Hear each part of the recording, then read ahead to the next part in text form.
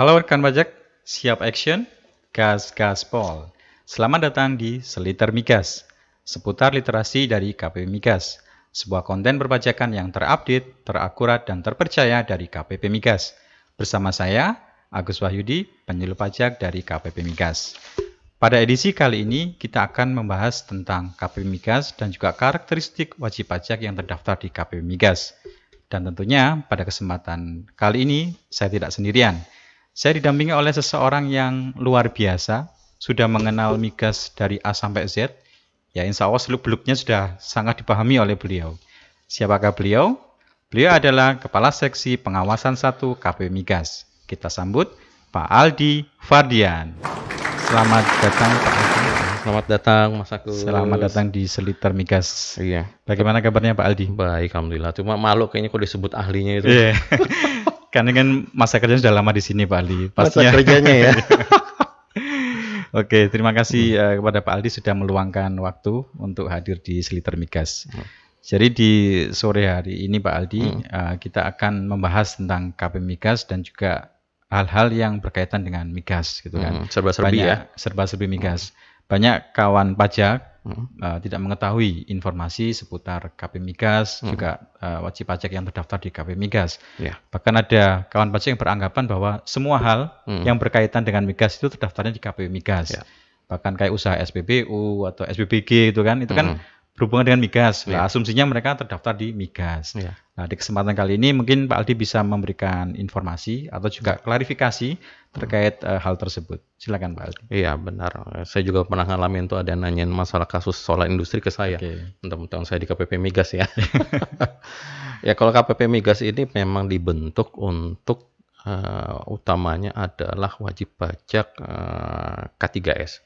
Kontrak kerjasama minyak dan gas bumi, yaitu di industri hulu migas, terus ditambah lagi juga dengan kontraktor untuk kegiatan panas bumi, pembangkit listrik panas bumi, yaitu geothermal.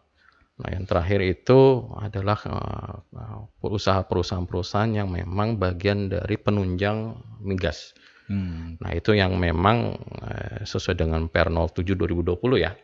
Nah, itu yang memang yang bisa didaftarkan di KPP minyak dan gas bumi. Kalau di luar itu industri hilir ya. Industri hilir itu seperti SPBU, SPBG itu memang nggak terdaftar di kita. Nah, terdaftarnya itu di KPP di mana mereka memang terdapat kegiatan usahanya atau domisilinya itu, Mas Agus. Ya, jadi di KPP Migas ini wajib pajak yang terdaftarnya tadi ada 3 ya kurang lebih ya Pak Aldi ya. Yang K3S yang bergerak di industri hulu migas, kemudian jasa penunjang migas, dan satu lagi yang geothermal atau panas bumi. Jadi ini mengklarifikasi dari kawan-kawan pajak yang berasumsi bahwa semua usaha migas termasuk tadi SPBU ya atau SPBG terdaftar di sini. Karena itu kan kegiatan hilir ya Pak ya. Jadi kan nggak terdaftar di KPP Migas. Ya, gitu ya. Benar itu. Oke, kalau misalkan ada wajib pajak yang bergerak di bidang K3S, industri hulu migas, kemudian jasa penunjang migas juga termasuk geothermal, apakah otomatis terdaftar di KPP Migas atau ada prosedur yang lain, Pak? Kalau otomatis tidak. Jadi memang kalau dulu awalnya terbentuknya KPP Migas ini memang melalui Kep Dirjen ya untuk wajib pajak di sini. Tapi dengan adanya Per 07 untuk wajib pajak baru, tapi khusus untuk KPP K3S, minyak dan gas bumi, terus sama kontraktor geothermal. Nah, itu memang bisa mendaftarkan langsung di sini. Tapi kalau untuk penunjang migas tidak. Mereka harus terdaftar di mana tempat mereka berdomisili atau kegiatan usahanya dulu ya. Nah, baru nanti akan ditarik ke KPP Migas melalui keputusan Direktur Jenderal Pajak. Seperti itu. Gitu ya. Jadi untuk yang wajib pajak baru mungkin ya seperti pendaftaran NBP seperti biasa ya Pak ya. Terutama untuk yang industri migas dan juga geothermal bisa langsung datang ke KPP. Pendaftaran itu mendapatkan NPWP. Ya, untuk yang WP baru ya. WP baru ya. Sedangkan untuk jasa penunjang termasuk wajib pajak yang mungkin dia bergerak di bidang K3S dan juga geothermal tapi masih terdaftar di KPP lain itu Ya, itu harus ditarik pakai. dengan Untuk saat cap. ini masih pakai cap. Pesawatnya masih dengan cap Masih cap. Dirjen Pajak gitu Iya. ya. Untuk prosedur penerbitan cap sendiri apa ada usulan atau seperti apa, Pak? Ada usulan dari kita. Biasanya juga dapat informasi dari eksternal ya, Ya, dari ya. eksternal, terus dari teman-teman AR juga akan melihat apakah ini memang harusnya masuk ke kita atau tidak. Nah, itu biasanya usulan itu akan dikirimkan ke kantor pusat itu setiap awal tahun. Oke. Nah, setiap awal tahun untuk akan dievaluasi sama teman-teman kantor pusat dan juga yang keluar. Misalkan kontraktor K3S ini memang sudah selesai terminasi ya. Ya. Sudah terminasi, ada yang juga lagi sudah posisinya masih eksplorasi dan ternyata tidak ditemukan, akhirnya jadi tidak efektif. Akhirnya juga sudah mulai dan ternyata balik menjadi perusahaan biasa ya harus akan diusulkan keluar dari KPP Migas. Iya. Gitu. Berarti basicnya di PRDJP ya, Pak ya? Ya. Di PRDJP tersebut yang akan mengatur apakah wajib pajak itu bisa masuk ke KPP Migas atau keluar di KPP Migas. Ya, benar. Berarti dengan Per 07 ini menutup kemungkinan wajib pajak yang sekarang terdaftar ini ya untuk mengajukan pindah ke KPP Migas ya. Karena dikunci di Per 07-nya itu, Pak ya. Gitu ya. Jadi intinya di Per 07 yang diterbitkan oleh keputusan Dirjen Pajak. Yang terdaftar di KPP lain ya maksudnya. Ya. Oke. Terlepas dari Per 07, Pak. Kan sama-sama KPP-nya, Pak ya. Kalau sekarang wajib pajak itu terdaftar di KPP selain Migas yang tadi bergerak di bidang industri migas maupun geothermal, dibandingkan dengan Migas, perbedaannya di mana, Pak? Dari sisi pelayanannya atau dari sisi apanya? Ada hal yang khusus nggak yang membedakan antara KPP lain dengan KPP Migas ini, Pak? Kekhususannya terutamanya di ininya ya, di peraturannya ya. Karena memang tidak semua yang mengerti aturan tentang minyak dan gas bumi, itu tidak semua AR dan memang kita kekhususan ini adalah karena kita lebih konsentrasi terhadap baik itu aturan maupun pelayanan memang khusus yang memang teman-teman yang menguasai peraturan tentang migas dan minyak dan gas bumi, termasuk juga geothermal, termasuk dalam penunjang migas. Jadi memang keahlian teman-teman di KPP Migas ini memang lebih khusus lagi dibandingin KPP lain. Nah, untuk mendapatkan pelayanan yang prima ya, optimal dari teman-teman ya memang harus ke KPP Migas. Untuk lebih maksimalnya lebih maksimal. Karena di sini kan memang dikhususkan untuk migas sehingga dari istilahnya dari AR-nya dan sebagainya, trainingnya sudah benar-benar firm di migas gitu karena ya. Kita kan K3S ini berdasarkan kontrak ya peraturannya ya. Nah, itu jadi memang khusus sekali. Karena nanti bisa kalau kedatangnya ke KPP umum, mereka salah menerangkan karena sesuai dengan aturan umum. Padahal di KPP di K3 aturan minyak dan gas bumi ada aturan khusus. Termasuk untuk pelaporan dan sebagainya kan juga ada kekhususan di sana. Pelaporan masanya itu beda semua. Jadi itu yang khusus membedakan ya, Pak ya, dengan KPP yang lain. Iya, benar. Untuk itu mereka kalau misalkan yang benar-benar bergerak di bidang itu memang harusnya terdaftar di KPP Migas. Iya, benar. Baik, kawan pajak, KPP Migas memang khusus bagi wajib pajak yang bergerak di bidang industri hulu migas, kemudian jasa penunjang migas dan juga geothermal. Bagi wajib pajak baru yang bergerak di bidang industri hulu migas dan juga geothermal, bisa langsung mendaftarkan diri ke KPP Migas untuk terdaftar sebagai wajib pajak KPP Migas. Sedangkan bagi wajib pajak jasa penunjang dan juga wajib pajak yang bergerak di bidang industri migas atau geothermal yang masih terdaftar di KPP lain, maka akan terdaftar di KPP Migas melalui keputusan Dirjen Pajak. Oke, selanjutnya Pak Aldi. Tadi kan sudah menyebutkan ada wajib pajak yang bergerak di bidang K3S gitu ya. Ada juga ada jasa penunjang dan juga geothermal. Sekarang coba kita ngobrol sedikit ya tentang K3S. K3S ini kan kontrak kerjasama ya. Pastinya ada kontrak kan dengan pemerintah. Karena pemerintah kan otorisasi yang menguasai tambang lah di Indonesia. Benar. Mungkin bisa dijelaskan jenis-jenis kontrak yang selama ini dilakukan oleh K3S apa aja, Pak? Kontrak-kontrak yang ada sampai saat ini ada kontrak namanya JOB, Joint Operation Body. Terus terus ada lagi TAC, Technical Assistant Contract ya. Terus ada KSO, kerjasama operasi. Nah, itu kontrak-kontrak lama itu memang. Nah, untuk kontrak-kontrak baru ini ada dua yang diakui, yaitu kontrak K3S dengan jenis namanya kontrak cost recovery, satu lagi dengan kontrak jenis gross split. Nah, itu. Nah, yang memang baru ini di PP 27 2017 dan PP 53 2017 itu memang hanya 2 kontrak ini yang diakui saat ini, yaitu dengan cost recovery, dengan cost split itu, Mas. Bisa ada gambaran sedikit Pak, kira-kira cost recovery itu seperti apa, cost split seperti apa, gambaran singkatnya seperti Gambaran apa? sedikit ya? Sedikit Itu aja. itu bukan Nanti sedikit, itu nanti banyak akan itu. kita bahas khusus di Seliter Mikas berikutnya. Ini gambarannya aja kayak gimana? Nah, cost recovery itu memang posisinya adalah pembagian bagi hasil antara pemerintah dengan kontraktor itu ada di posisi di bawah. Yaitu namanya equity to be split. Disitulah bagian pemerintah berapa, bagian dari kontraktor berapa. Nah, beda kalau kontraktor K3S gross split. Gross split itu posisi memang di lifting berapa itu langsung dibagi bagian pemerintah berapa dan bagian kontraktor berapa. Nah, itu bedanya. Bedanya di situ. Nah, bedanya kalau gross split itu memang posisi di atas sudah langsung dibagi. Kalau di bawah itu dikurangi biaya-biayanya dulu berapa, apakah bisa dibagi atau tidak. Ya ini dua-duanya masih digunakan ya Pak ya? Masih digunakan oleh wajib pajak KPP Migas ya Pak ya? Biasanya kalau untuk kontrak ini, jangka waktunya berapa tahun rata-rata Pak? Ada yang 35 tahun, itu kontrak-kontrak lama semua Mas. Oh, gitu, ada yang kontrak cuma 5 tahun, enggak.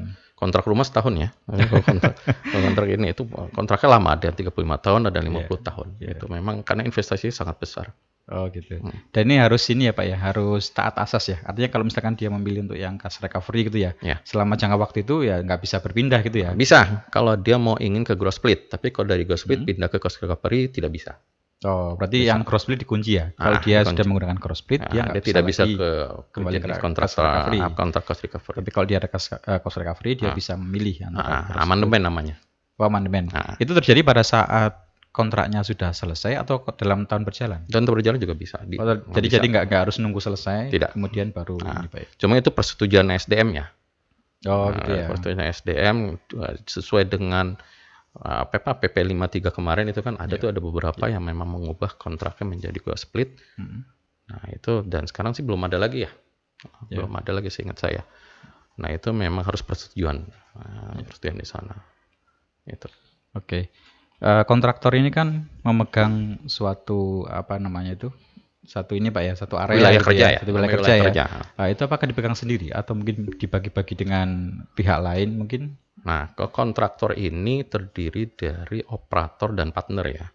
Nah, namanya itu disebut participating interest ya. Nah, kontraktor untuk operator ini adalah operator itu adalah kontraktor yang diberi wewenang, diberi kuasa sama seluruh kontraktor di wilayah kerja itu untuk melakukan kegiatan eksploitasi maupun eksplorasi di wilayah kerja itu. Nah, kalau partner beda. Kalau partner itu hanya untuk sebagai kontraktor saja, bukan sebagai operator. Jadi kayak kita diem saja lah gitu. Jadi cuman dia istilah berperan dalam permodalan ya, pada pendanaan ya. Jadi untuk yang operator ini pasti sama dengan kontraktornya Pak ya?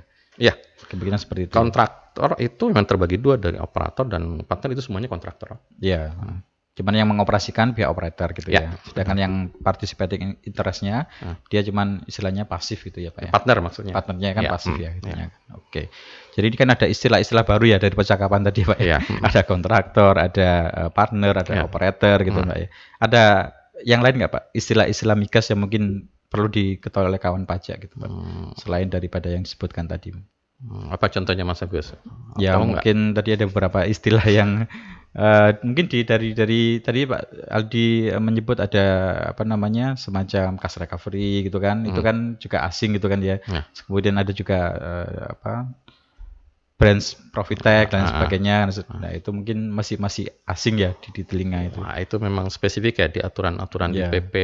Memang khas migas ya Pak ya. Khas migas itu, branch profit tax itu beda sama aturan umum memang. Itu bagian dari pembayaran PPh migas. Jadi di PMK 70 itu nyatakan bahwa wajib pajak K3S itu punya 4 kewajiban, yaitu pembayaran PPh migas tahun berjalan, pembayaran PPh setelah BPT ya, BPT tahun berjalan, terus ada lagi PPh akhir tahun, SPT tahunan, dan BPT di akhir SPT tahunan.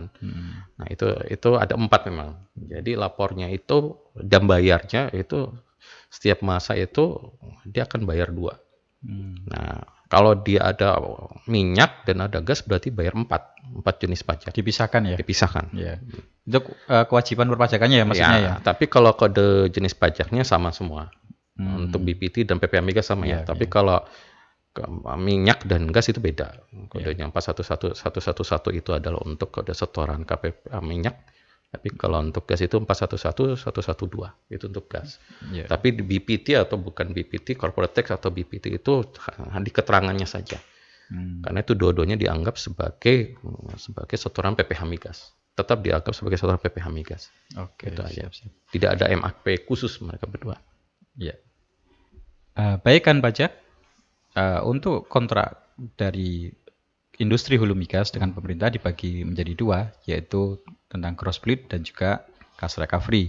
Bagi wajib pajak yang sudah menggunakan cash recovery bisa beralih ke cross split, baik itu di tengah tahun berjalan, di tengah kontrak maupun pada saat kontraknya berakhir. Namun bagi wajib pajak yang menganut cross split maka harus menggunakan cross split seterusnya untuk penggunaan kontraknya. Oke. Sekarang untuk yang wajib pajak jasa penunjang ya Pak Aldi ya. Itu kan kira-kira seperti apa? Jasa penunjang migas itu seperti apa aja Pak? Jasa penunjang migas itu memang jasa-jasa yang memang secara langsung mendukung kegiatan hulu migas. Bukan hilir migas ya, hulu migas. Itu seperti jasa drilling, jasa survei, terus jasa persewaan alat untuk di offshore atau onshore. Nah itu semuanya adalah penunjang migas. Nah, ada lagi jasa konsultasi, ada. Tapi memang kontraknya dia kontrak langsung dengan K3S. Itu adalah berarti perusahaan-perusahaan penunjang migas yang memang punya kontrak langsung dengan K3S. Karena jasa penunjang migas ini memang ada yang sifatnya kayak umum ya Pak dia, kayak drilling, shipping, itu shipping juga ada. Kayak jasa konstruksi, kayak shipping gitu kan. Itu kan kadang clue-nya umum ya. Enggak harus migas itu kan. Jadi bisa jadi mungkin mereka kan belum terdaftar di KPP Migas gitu ya. Kadang ada yang masih terdaftar di KPP lain juga gitu ya. Ada itu. Jadi nanti bisa dikondisikan kalau memang itu harus ditarik dengan Dirjen Pajak. Dan kalau ada wajib pajak yang ingin ke KPP, terdaftar di KPP Migas, dia sebagai penunjang migas, ya datang aja ke kita.